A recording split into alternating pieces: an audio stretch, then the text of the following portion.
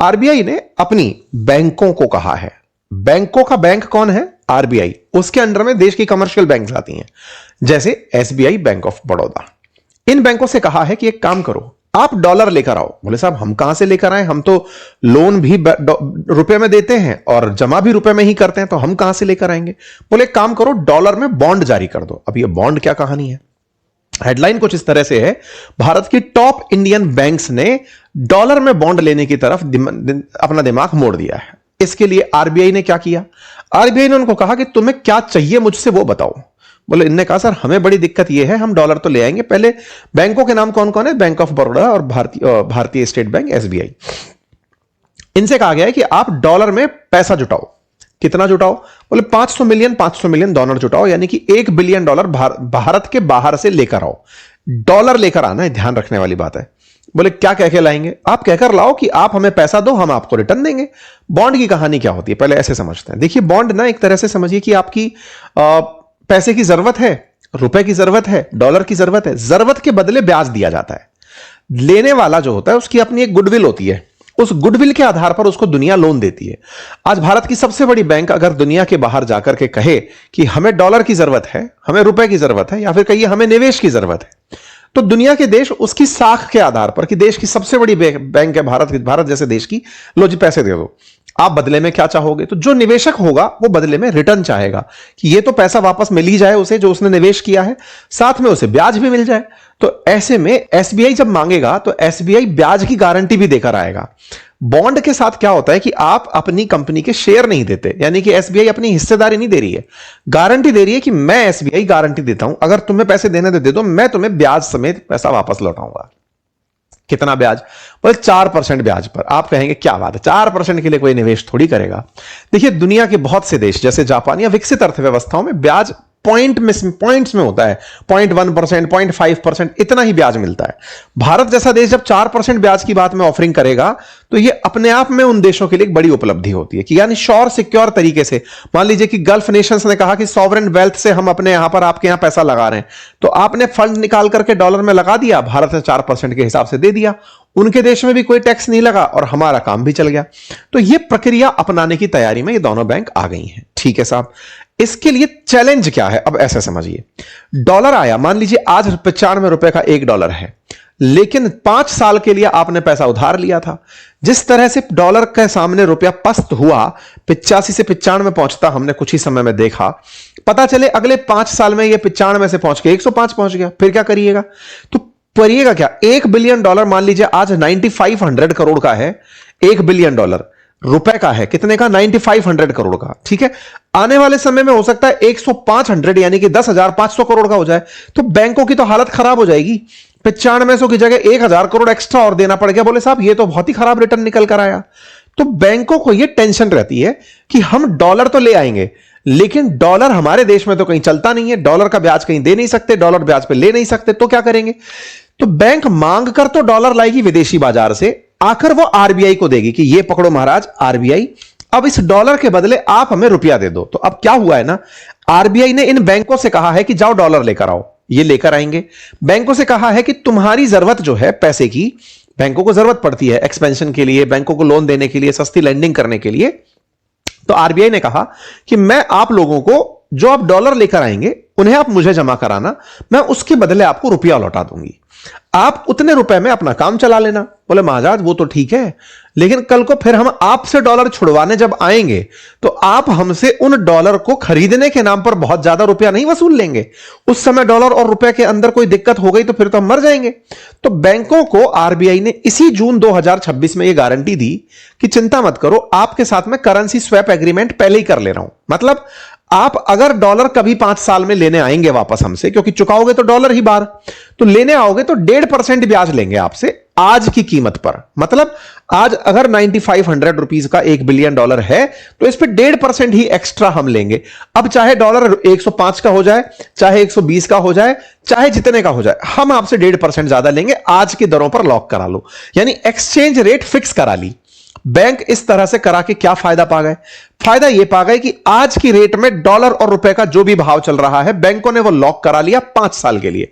यानी 5 साल बाद अगर एसबीआई डॉलर चुकाती है तो आरबीआई से जब डॉलर वापस मांगेगी तो उसे बदले में जो रुपया देना पड़ेगा वो 1.5% ही एक्स्ट्रा देना पड़ेगा। अब समझना, 1.5% यहां एक्स्ट्रा दिया और 4% सामने वाले को ब्याज दिया, तो कुल मिलाकर एसबीआई को वो पैसा कितने में पड़ गया? 5.5% में पड़ गया। तो एसबीआई 5.5% में कुल मिलाकर के बैंक में पैसा लेकर आ गई। 5.5% में लेकर आई, अब आपको कितना परसेंट में उधार देती है उसमें वो कमा जाएगी।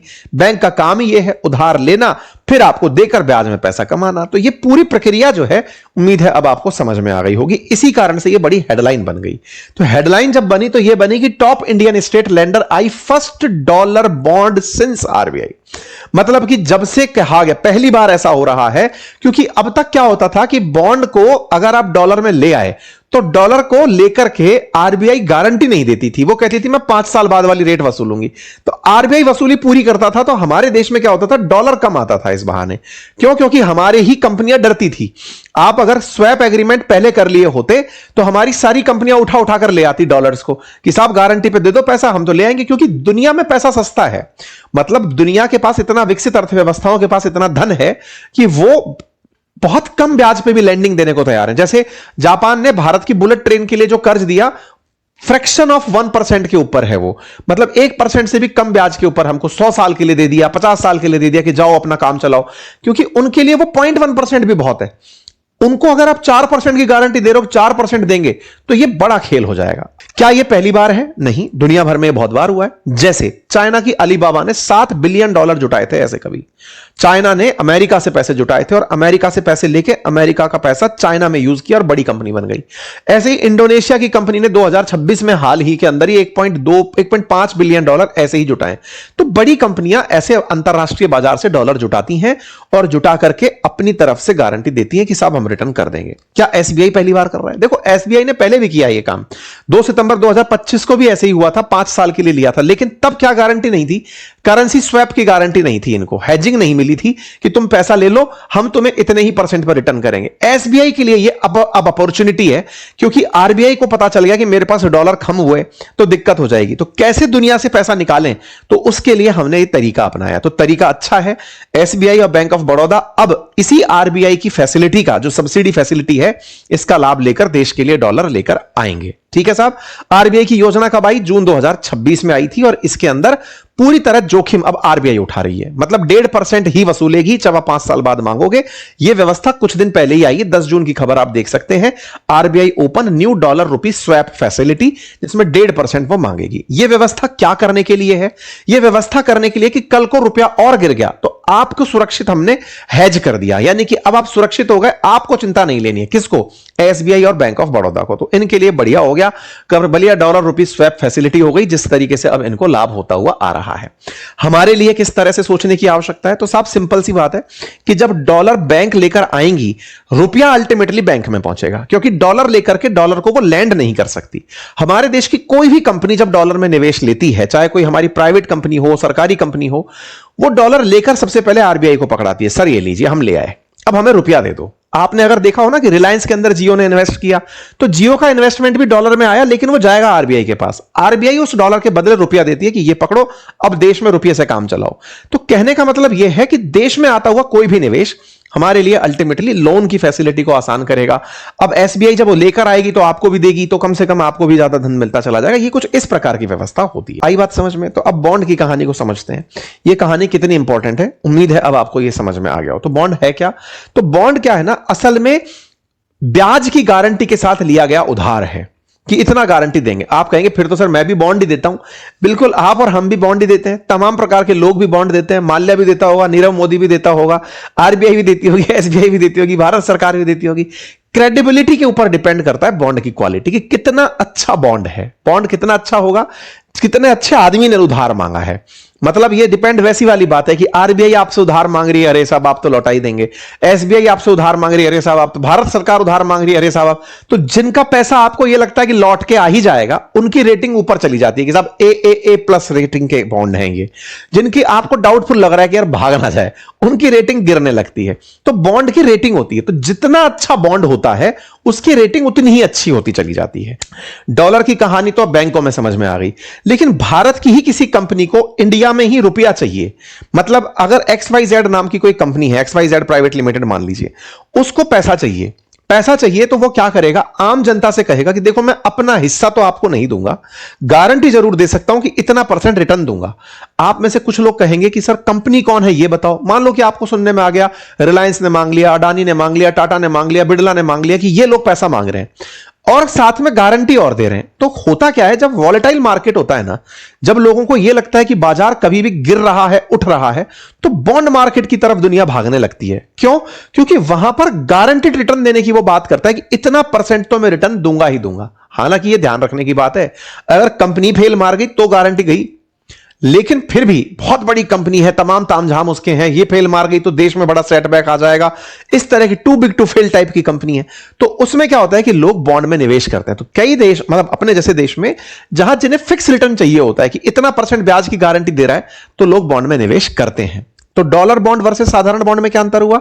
बॉन्ड में जब डॉलर में उधार मांगा जा रहा हो तो डॉलर बॉन्ड, और साधारण बॉन्ड मतलब कोई कंपनी देश की ही है, वो रुपए में पैसा उधार मांग रही है। हमारे लिए क्या फायदा है? हमारे लिए तो दोनों में फायदा है। डॉलर बॉन्ड से हमारा फॉरेक्स बढ़ेगा, क्योंकि अल्टीमेटली देश में विदेशी मुद्रा आएगी, और उम्मीद कर रहे हैं विदेशी निवेशक, तो मतलब हमारे देश में चर्चा इस बात की चल रही है कि आरबीआई के द्वारा ये जो शुरू की गई हेजिंग फैसिलिटी है, इसका फायदा यह मिलेगा कि हो सकता है 15 से 20 बिलियन डॉलर तक भारत में चला आए, क्योंकि यह तरीका आरबीआई ने आज के फॉरेक्स को संभालने के लिए ही किया है कि दुनिया को दिखाएं तो सही हमारी इन कंपनियों को पैसा चाहिए, ये कंपनियां पैसा लाएंगी, मैं उनको गारंटी दूंगा कि तुम्हें इतना पैसा मिल जाएगा। तो एक तरीका, उम्मीद है आपको समझ में आया हो। अब आगे बढ़ते हैं। तो भारत जैसे देश में जब आरबीआई किसी को यह सिक्योरिटी दे रही है तो बाजार ओपन होगा, तो इसके दोनों ही असर होंगे। डॉलर की मात्रा बढ़ेगी, रुपया मजबूत होगा, निवेश विदेशी आएगा। एक अच्छे स्टेप में इसे कंसीडर किया जा सकता है। तो उम्मीद करते हैं कि आपको यह जानकारी समझ में आई हो। बाकी आने वाला समय देखता है कि यह कैसे काम करता है। फिलहाल के लिए इतना ही।